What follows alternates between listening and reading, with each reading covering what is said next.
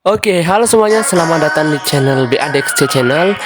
Oke, kembali lagi ya setelah berapa bulan nih vakum? 8 bulanan ya gua vakum. Oke, mau maaf ya karena gua vakum 8 bulan karena lagi sibuk dan banyak masalah ya. Anda tahu sendiri kehidupan seperti biasa. Oke, sekarang bukan lagi BADXC, itu bukan lagi channel otomotif tapi menjadi channel sejarah dunia luar biasa. Dari channel otomotif menjadi channel sejarah dunia, heran amat ya gue kenapa jadi ganti posisi gue sebenarnya ini. Aduh, jadi berpikir sendiri gue. Oke lah, udah nggak apa-apa. Oke, sekarang kita lanjut dengan konten yang baru hari ini. Tapi sebelum lanjut, jangan lupa tekan tombol jempol ke atas, subscribe channel ini apabila belum, berikut dengan tombol loncengnya. Oke, supaya kami juga bahagia ya, walaupun upload videonya tahu sendiri, sesuai dengan short video kemarin, tapi saya take down karena ada kesalahan sedikit, ada problem. Oke, kali ini kita akan membahas tentang sejarah Rusia ya, bekas dari negara komunis ini ya, yaitu Uni Soviet. Rusia dengan nama resmi disebut sebagai Federasi Rusia, adalah sebuah negara federasi yang bersistem semi presidensial dengan berbentuk republik konstitusional di sebelah timur Eropa dan utara Asia, yang dari barat laut sampai ke tenggara. Negara ini berbatasan daratan dengan Norwegia, Finlandia, Estonia, Latvia, Lithuania, dan Polandia. Keduanya berbatasan dengan Kaliningrad Oblast, kemudian Belarusia, Ukraina yang sekarang lagi berperang itu, Georgia, Azerbaijan, Kazakhstan, Tiongkok, Mongolia, dan Korea Utara. Dan juga negara ini berbatasan dengan Laut Jepang di Laut Okhotsk, dan negara bagian Alaska, Amerika Serikat di Selat Bering. Dengan wilayah seluas 17.125.191 km persegi, Rusia adalah negara terluas di dunia. Ini dari ujung pukul ujung ya, ini negaranya memang. Wilayahnya mencakup 1/8 luas daratan bumi penduduknya, menduduki peringkat ke-9 terbanyak di dunia dengan jumlah sekitar 147.190.000 jiwa.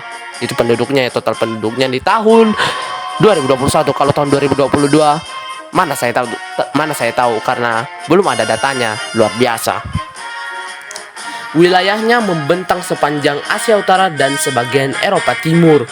Rusia memiliki 11 zona waktu dan wilayahnya terdiri dari berbagai tipe lingkungan dan tanah. Sejarah negara ini berawal dari bangsa Slav Timur yang eksis di Eropa antara abad ke-3 hingga abad ke-8 sebelum Masehi. Ditemukan dan dipimpin oleh pasukan elit Frangia dan keturunannya negara abad pertengahan Ruskif.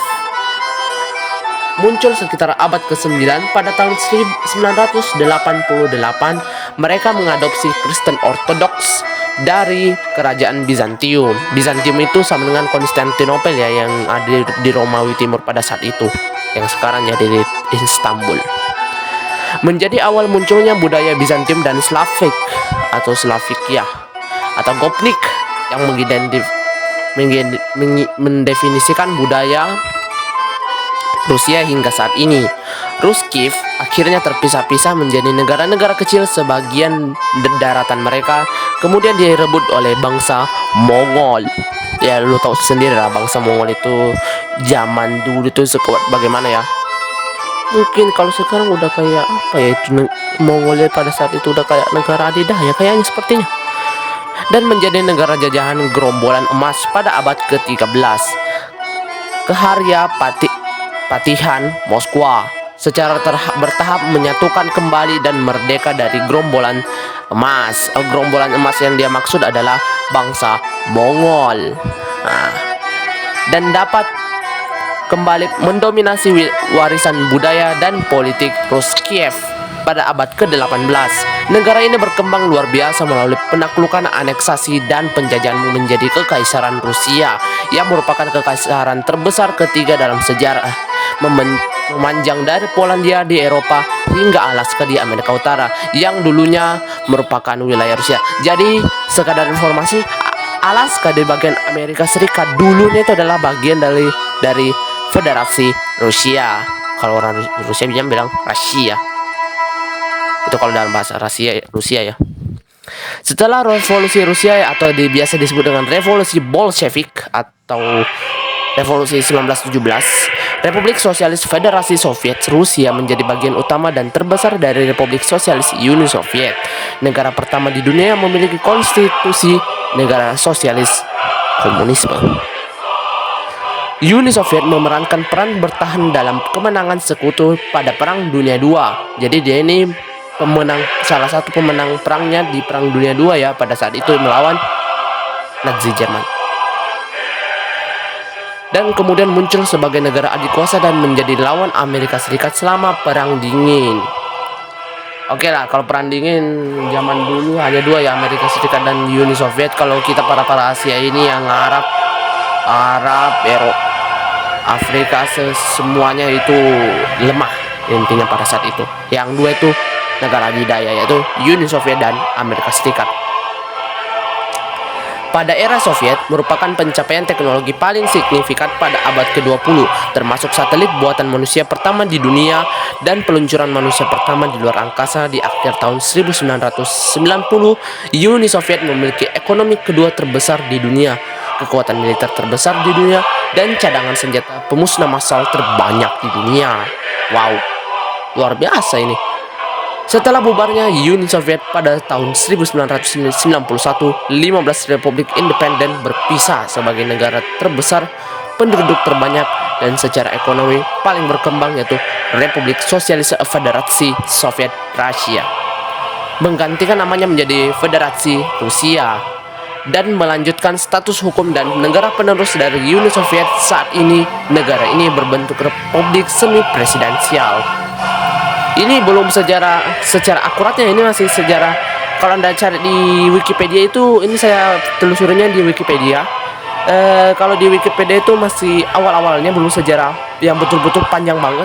Itu tunggu saja dulu ya. Ini sudah mau selesai, kita masuk ke sejarah panjangnya setelah ini. Oke, kita selesaikan yang ini. Ekonomi Rusia menempati peringkat ke-12 terbesar menurut PDB nominal dan ke-6 terbesar menurut keseimbangan kemampuan berbelanja tahun di 2015. Sumber daya energi dan mineral Rusia terbesar di dunia, menjadikannya produsen minyak dan produsen gas alam utama di dunia. Makanya negara Eropa kekurangan gas alam karena saat ini ditutup oleh Rusia. Itu bunyi WA masalahnya. Ini gue pakai laptop masalahnya, makanya ini ada bunyi WA luar biasa. Oke, kita mute-kan dulu ini laptop supaya nggak bunyi-bunyi sesuatu yang aneh-aneh. Negara ini adalah satu dari 5 negara senjata nuklir yang telah dikenal dan memiliki cadangan senjata pemusnah massal terbesar di dunia. Rusia merupakan negara besar dan anggota tetap Dewan Keamanan Perserikatan Bangsa-Bangsa atau PBB, juga anggota dari G20, Dewan Eropa, Kerjasama Ekonomi Asia Pasifik atau APEC, Organisasi Kerjasama Shanghai atau SCO, Organisasi untuk Keamanan dan Kerjasama di Eropa atau OSCE, Organisasi Perdagangan Dunia atau WTO, anggota utama Persemakmuran Negara-Negara Merdeka yang dibentuk oleh Rusia pada saat itu, itu gunanya dulu dibentuknya itu untuk jadi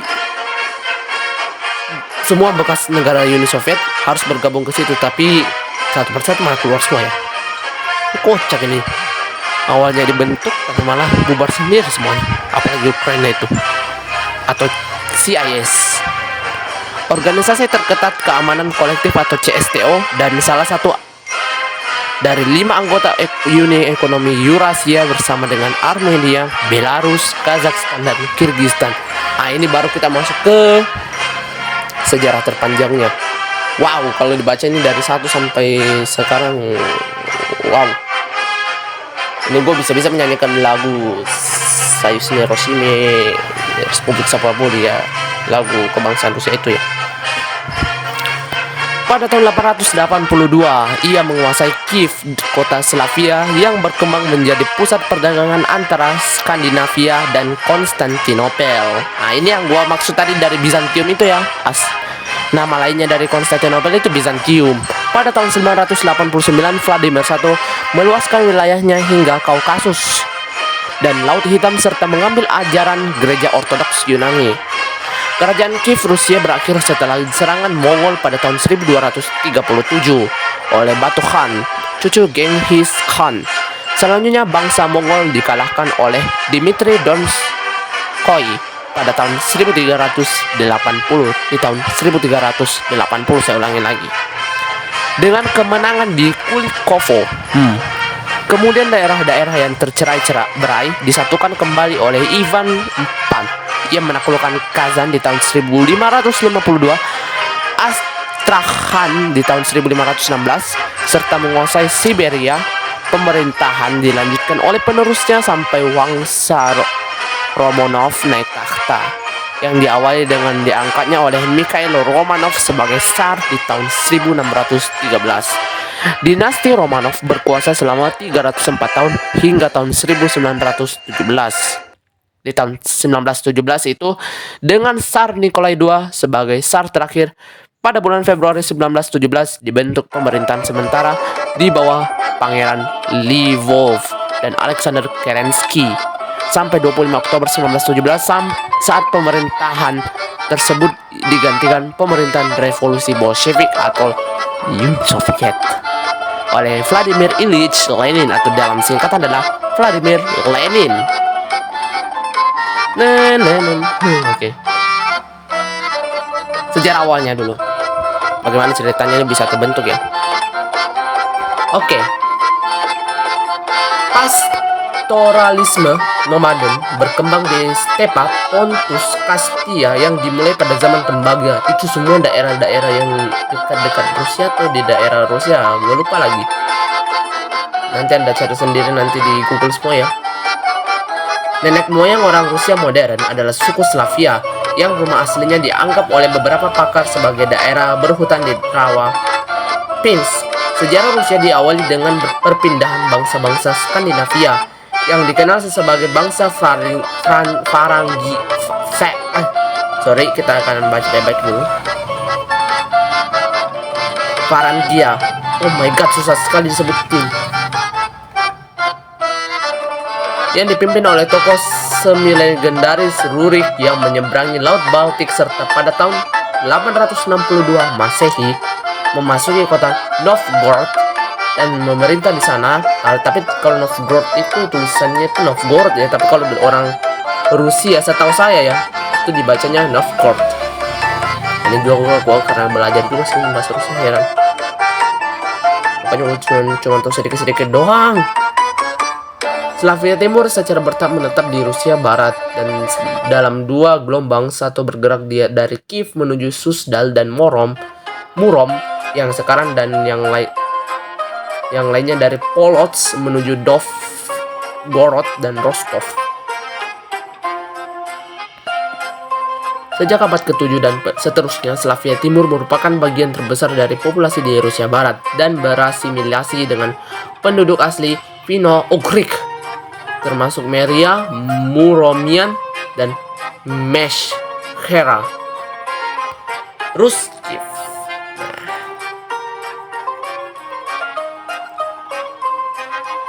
Pembentukan negara-negara Slavia Timur pertama pada abad ke-9 bertepatan dengan kedatangan Varangian Viking yang berkelana di sepanjang jalur air yang membentang dari Baltik Timur ke Laut Hitam dan Laut Kaspia. Menurut kronik utama, seorang Varangian tuh kayaknya lebih cocok ya Varangian daripada Varangian gue bilang, dari rakyat Rus bernama Rurik terpilih sebagai penguasa Novgorod pada tahun 862. Kemudian pada tahun 882 penggantinya itu Oleg pergi ke selatan dan menaklukkan Kiev. Nah itu Kiev itu sekarang wilayah Ukraina yang sedang diserang-serang oleh Pak Putin, yang sebelumnya memberikan penghormatan kepada orang Khazar, Oleg, putra Rurik, Igor, dan putra Igor Sviatoslav, kemudian menaklukkan semua suku Slavia Timur lokal ke kekuasaan Kievan, menghancurkan Khazar, Khaganate, dan meluncurkan beberapa ekspedisi militer ke Bizantium dan Persia. Lumayan kuat juga ini pada saat itu ya. terbesar dan paling makmur di Eropa. Jadi pada saat itu ini sudah termasuk negara terbesar di Eropa ya. Pada abad ke-10 hingga ke-11 itu Ruskif ini menjadi salah satu negara terbesar dan paling makmur di Eropa. Luar biasa emang. Pemerintahan Vladimir Agung di tahun 980 hingga 1015 dan putranya Yaroslav the Wise di tahun 1019 sampai 1054 merupakan zaman keemasan Kiev yang menyaksikan penerimaan Kristen Ortodoks dari Bizantium dan penciptaan Slavia Timur pertama yang ditulis kode ilegal Russkaya Pravda. Akhirnya Ruskif hancur dengan pukulan terakhir adalah invasi Mongol, salah satu negara terkuat pada saat itu di tahun 1237 hingga 1240 yang mengakibatkan kehancuran Kiev dan kematian sekitar setengah populasi bangsa Rus pada saat itu. Luar biasa emang ini Mongol ya. Tapi sekarang malah jadi negara kecil amat. Itu Mongol itu ngomong-ngomong setahu saya ya, setelah saya baca-baca kembali Google itu dia itu bahasanya nggak ada huruf hidupnya, rata-rata huruf mati. Memang mirip bahasa Korea, cuman dia huruf mati.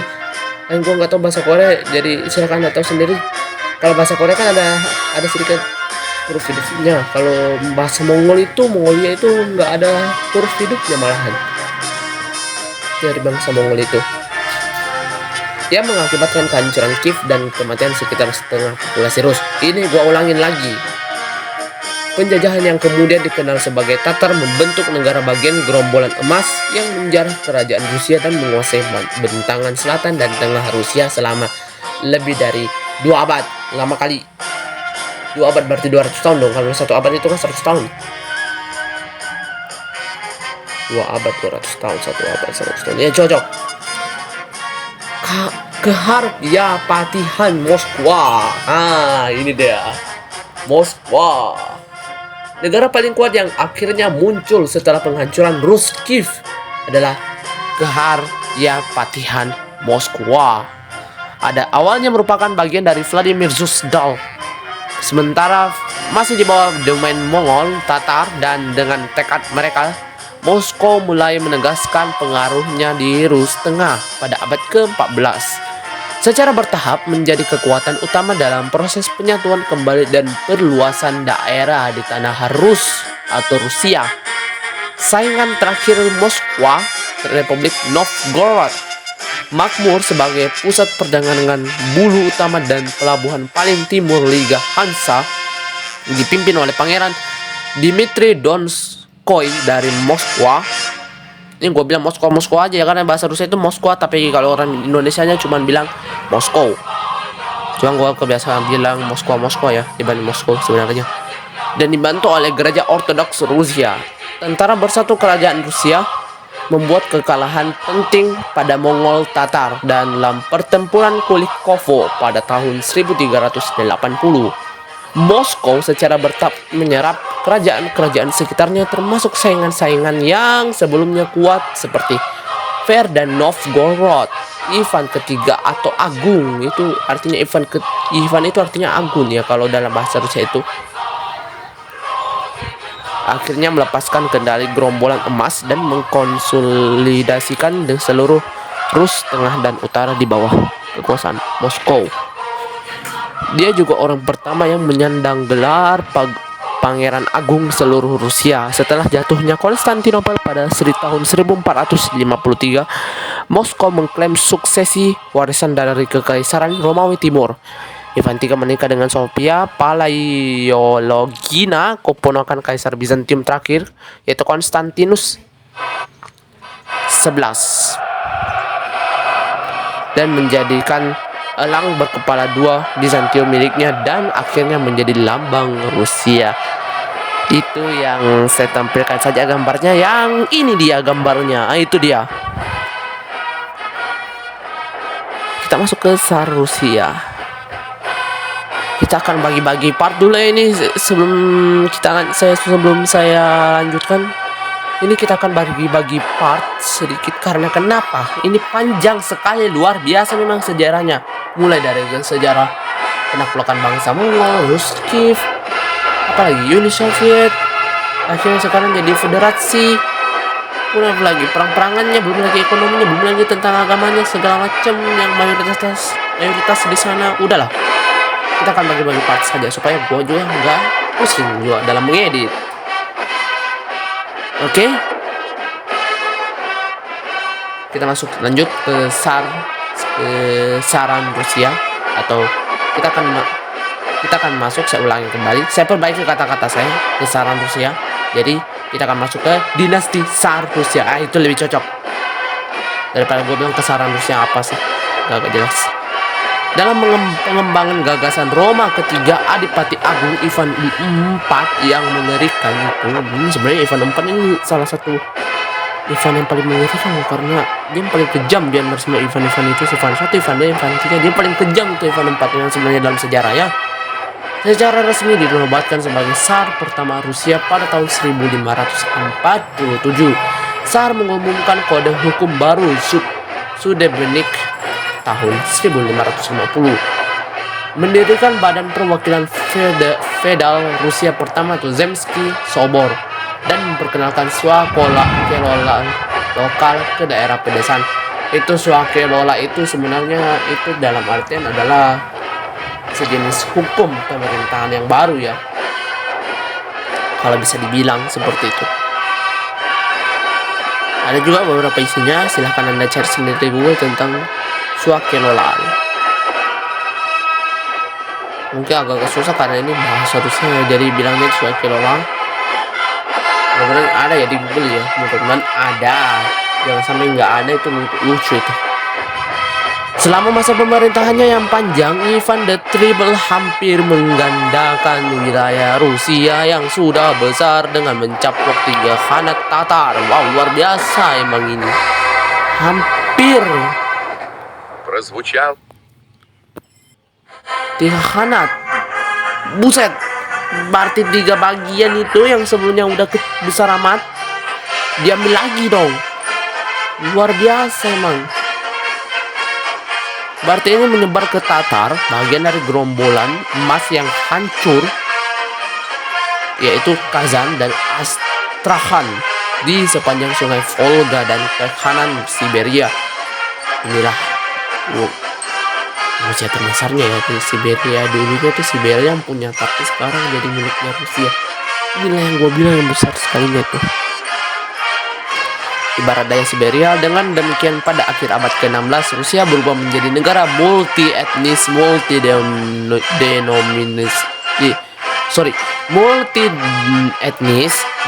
denominasional dan lintas benua. Sorry ini karena udah gak pernah upload video, jadi udah bahasanya kaku gini. Luar biasa emang saya ya. Ini seandainya ada kru ini gampang sebenarnya gue bikin videonya. Kalau nggak ada kru jadi pusing. Kru apa juga lagi juga baru 100 subscriber. Udah jangan dimaklumin karena ini ceritanya nggak jelas menurut gue ya, karena saya ini lagi ceritanya nggak jelas, sedangkan sejarahnya jelas. Sejarah gue yang nggak jelas sebenarnya. Oke, jadi sorry kalau anda mendengarkan curhat saya yang selama ini yang kami pendam mengenai channel YouTube kami. Udah, nggak apa, kita lanjut. Kematian putra Ivan menandai berakhirnya dinasti Rurik kuno pada tahun 1568 dan dikombinasi dengan bencana kelaparan di tahun 1601 sampai 1603 menyebabkan perang saudara, aturan yang berpura-pura dan intervensi asing selama masa kekacauan di awal abad 17. Persemakmuran Polandia Lituania menduduki bagian dari Rusia termasuk Moskwa. Pada tahun 1612, Polandia dipaksa mundur oleh korps relawan Rusia yang dipimpin oleh 2 pahlawan nasional, yaitu seorang pedagang yaitu Kuzma Minin dan Pangeran Dmitri Pozharsky. Dinasti Romanov menyetujui tahta pada 1613 oleh keputusan Zemsky Sobor dan segera mulai pemulihan bertahap dari krisis tersebut. Di timur, eksplorasi dan kolonisasi Rusia yang secepat di wilayah Siberia yang luas sebagian besar dipimpin oleh Kosak yang berburu bulu dan gading yang berharga pada saat itu. Penjelajahan Rusia mendorong ke arah timur terutama di sepanjang rute sungai Siberia, dan pada pertengahan abad ke-17 terdapat pemukiman Rusia di Siberia Timur, di semenanjung Chochki, di sepanjang sungai timur dan di pantai Pasifik pada tahun 1648. Fedor Popov dan Semyon Desnyov, dua penjelajah Rusia, menjadi orang Eropa pertama yang melayar melalui Selat Bering ke Amerika Utara, yang secara sah dia mengambil wilayah Alaska Amerika. Tapi dulu milik Rusia, jadi kita bilang Alaska Rusia. Aneh banget. Sekarang Amerika selalu bilang itu Alaska Amerika, tapi zaman dulu kalau anda tahu sendiri tuh Alaska itu bagian dari Rusia ya. Oke, untuk kekaisaran Rusia selanjutnya lanjut di part 2. Oke. Sekian dari saya. Terima kasih sudah menonton. Sampai jumpa di video kita selanjutnya. Bye bye.